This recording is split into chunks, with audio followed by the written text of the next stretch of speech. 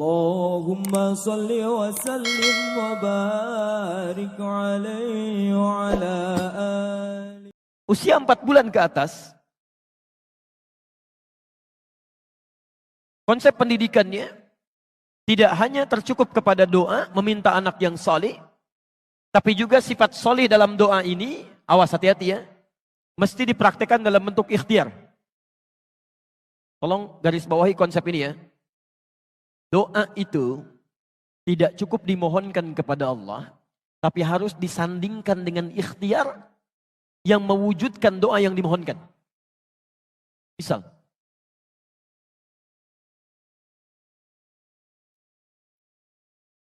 bapak ibu memohon kepada Allah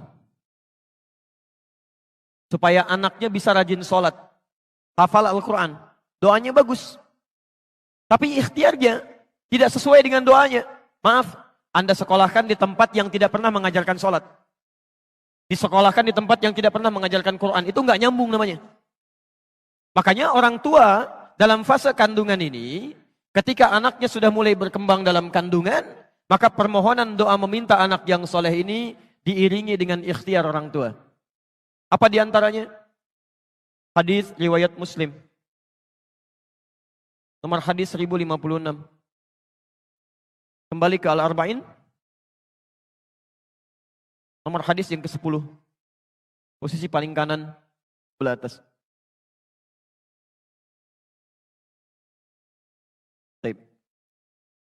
Saya percepat saja pada kesimpulannya. Satu, dimintakan oleh Nabi SAW di hadis ini supaya orang tua menjaga dirinya dari segala yang diharamkan oleh Allah Subhanahu wa taala. Awas, hati-hati. Segala yang masuk ke dalam perut Anda, kalau itu haram, maka pengaruhnya bukan cuma menjadi daging nanti, tapi menjadi sekat terkabulnya doa yang kita panjatkan kepada Allah. Saya beri ilustrasi begini. Ini apa? Jangan katakan wallahu a'lam. Ini gelas isinya air ya. Baik. Lihat sini, poin, fokus. Ini apa? Gelas isinya air, ada tutupnya ya, lebih jelas lah. Sekarang perhatikan. Kalau saya buka tutupnya, bisa nggak saya masukkan benda-benda lain? Spidol bisa? Aqua bisa? Baik. Sifat doa, ketika dimohonkan kepada Allah, kata Al-Quran, doa itu tidak ada yang ditolak, semuanya akan dikabulkan. Setiap Anda mohonkan, demikian Allah akan kabulkan. Kalau tidak sekarang, besok. Kalau bukan besok, di masa yang akan datang, saat kita siap menerimanya. Konsepnya ada di Quran, surah kedua Al-Baqarah, ayat 186.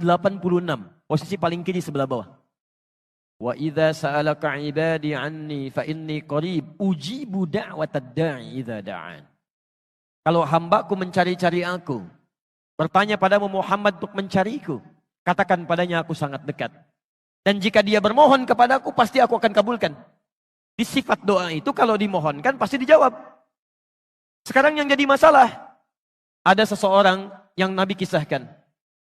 Yutilus safara, thumma dzakara rajula. Nabi mengisahkan seorang laki-laki. Yutilus safar, menempuh perjalanan yang panjang. Ash'atha aghbara, sampai penampilannya berantakan. Yamuddu yadaihi ilas sama, mengangkat tangannya ke langit. Maaf Bapak dan Ibu, tolong garis bawah ini ya.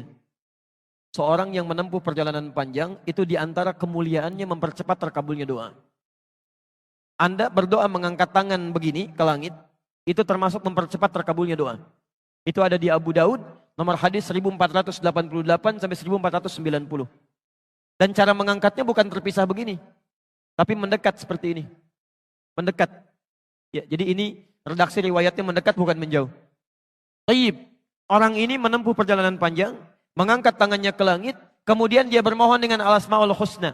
Faqala ya Rabb, ya Rabb. Keterangan ketiga dalam Al-Quran. Surah ke-17 dari ayat 110 sampai 111. Posisi paling kanan sebelah atas. Qulid'ullaha awil ar-Rahman ayyamma tad'u falahul asma'ul husna. Kalau Anda punya kebutuhan, sebut nama Allah atau namanya Ar-Rahman, atau kalau Anda paham, cari nama-nama Allah yang sesuai dengan kebutuhan kita. Jadi kalau punya kesulitan, sebut ya Allah ya Al-Fattah. Kurang rezeki, sebut ya Allah ya Razzaq. Ada yang mengganggu, sebut ya Allah ya Al-Jabbar. Dan puncaknya menyebut dengan nama rububiyah. Ya Rabb, Ya Rabb. Makanya Anda sering berdoa menggunakan kalimat Rabb. Rabbana atina fid dunya hasanah. Rabbana la tu'akhidna in nasina wa akhtana. Rabbana zalamna anfusana. Rabb. Orang ini menyebut dengan menggunakan Rabb. Menempuh perjalanan panjang, mengangkat tangannya ke langit, memulai dengan al-asmaul husna. Ya Rabb, Ya Rabb. Seharusnya doanya 6 kali dikabulkan lebih cepat dari orang biasa. Kata Nabi, anna yustajabu lidzalik. Mustahil doanya bisa dikabulkan. Mustahil. Kenapa? Mat'amu haramun, karena makanan yang masuk haram. Mashrabu haramun, minumannya haram. Malbasu haramun, pakaiannya haram. Wa ghudhiya biharami, dan perangkat hidupnya haram. Mohon izin teman-teman sekalian, perhatikan sekali lagi. Kalau ada seseorang mengkonsumsi yang haram, maka itu akan menjadi daging, kemudian menutup sekat-sekat kebaikannya begini. Kalau sudah tertutup begini, Allah saat ingin mengabulkan doa, bukan tidak ingin mengabulkan. Saat akan dikabulkan, gak bisa tuh, balik lagi. Gak bisa masuk. Makanya orang-orang seperti ini, kalau sudah doanya sulit dikabulkan, nanti maaf, mendengar kebaikan pun susah juga. Quran surah 6 ayat ke-25. Wa fi adhanihim waqra, karena dia makan yang haram, beredar dengan darah, jadi daging menyumbat telinganya. Dengan adzan susah. Padahal ini masjid, ini rumah dia, Masya Allah. Speakernya ngadep ke rumah dia, ke kamarnya langsung. Allahu Akbar, gak kedengeran Pak.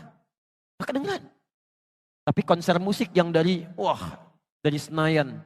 Tinggal di Surabaya, konsernya dari Senayan, kedengaran Pak. Susah tuh. Itu wa fi adhanihim waqra. Jadi kalau dalam kandungan orang tua, ayahnya membawa yang haram, ibunya masak di rumah, masuk ke dalam perutnya, itu bencana pertama. Bencana pertama.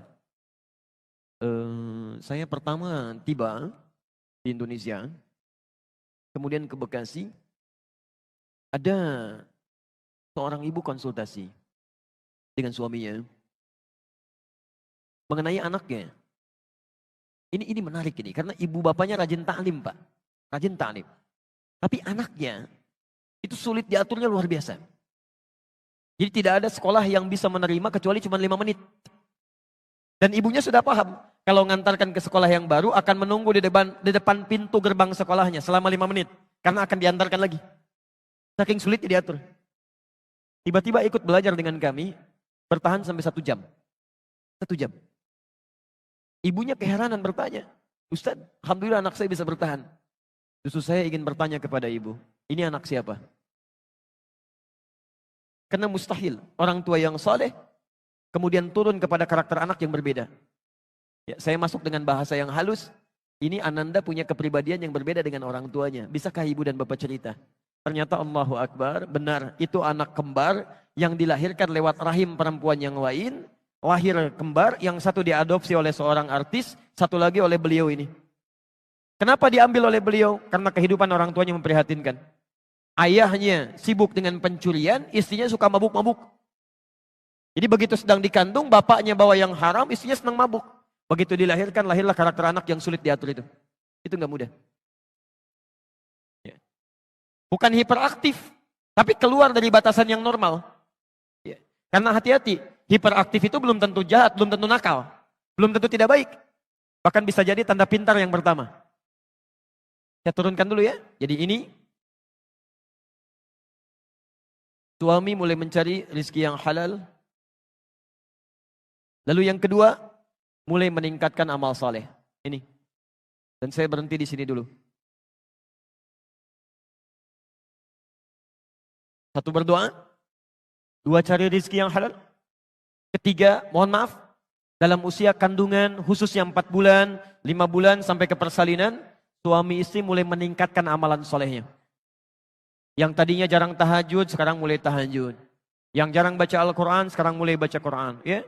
Yang jarang kemudian tilawah, sekarang tilawah. Baca tafsir, sering berzikir. Itu Masya Allah. Saat putra kami di usia-usia seperti ini, dalam kandungan, kita datang untuk konsultasi mengenai keadaan janin pada dokter perempuan di Ciputat pada saat itu. Anda tahu apa yang disampaikan dokter ini? Pak, ini kami sudah ada pertemuan dokter-dokter muslim se-Asia. Disimpulkan ternyata ada pengaruh positif yang langsung sampai kepada janin anak yang dikandung dari peningkatan amal soleh kedua orang tuanya.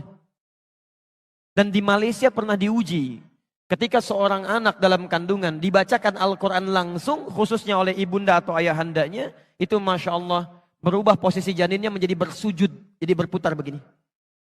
Itu langsung. Itu dokter yang menyampaikan. Kalau orang biasa mungkin bisa saya dengarkan, saya tinggalkan. Ini dokter. Lalu kami coba praktikkan pada anak kami. Anak yang pertama. Ya, kita coba mulai tingkatkan amal saleh, baca Al-Quran. Sampai kami beli speaker aktif. Ya, kemudian diisi USB. Di situ Quran aja terus berputar sampai 24 jam. Sampai hari ini. Ya. Jadi walaupun kita kosong, rumah tidak ada, itu Qurannya tetap mutar, Pak. Jadi kalau antum nanti ingin coba silahkan, akan ada suasana yang berbeda. Nikmat, tenang gitu. Kadang-kadang jadi hidayah. Jadi hidayah di situ. Nah, kalau istri kami sedang kesulitan, capek, maka pakai earphone, tempelkan di perutnya. Ya, maka terus Quran diperdengarkan. Apa yang terjadi? Begitu anak ini dilahirkan, kemudian mulai berkembang, usia 1 bulan, 2 bulan. Satu kali saya pulang ke rumah, ya sudah cukup agak malam, ya setelah berdakwah, Quran masih berputar. Anak ini nangis tidak berhenti, Pak. Tidak berhenti. Saya tanyakan pada uminya, kenapa begini? Beliau katakan, Buya nggak tahu katanya. Dari tadi nangis terus gak pernah berhenti. Ya, saya diamkan susah. Saya coba merenung diam. Setelah itu saya katakan, coba ganti suratnya dengan Ar-Rahman. Putar. Begitu diputar suratnya, ternyata diam. Saya bilang kembalikan ke ayat tadi. Ternyata nangis lagi. Allahu Akbar. Ternyata ayat yang sedang dia perdengarkan itu, yang sedang dia dengar, itu ayat yang sedang berbicara tentang siksa neraka. Di anak yang terus diperdengarkan, respeknya kepada Quran tinggi. Begitu dia bisa merangkak pertama kali, ketika melihat bapak ibunya sedang memulai murajaah Quran. Kami sedang murajaah Quran, si anak ini dengar Quran, dia mengejar, Pak. Sampai kami beri nama Muhammad Hamilul Quran, yang lekat dengan Al-Quran. Ini pasti ada pengaruhnya. Ya. Jadi antara ikhtiar yang Anda lakukan dengan apa yang kemudian Anda hadirkan pada anak pasti akan ada pengaruhnya. Ini yang dilakukan oleh orang tua Imam Asy-Syafi'i, yang dilakukan oleh orang tua Imam Ahmad bin Hanbal, yang dilakukan oleh orang tua Imam Al-Bukhari. Nanti kalau ada waktu, saya akan ceritakan bagaimana Imam Al-Bukhari yang lahir kemudian ayahnya meninggal dunia, yang matanya kemudian buta, tapi karena ikhtiar kedua orang tuanya oleh Allah Subhanahu wa taala dikembalikan matanya bisa melihat normal. Bisa melihat normal.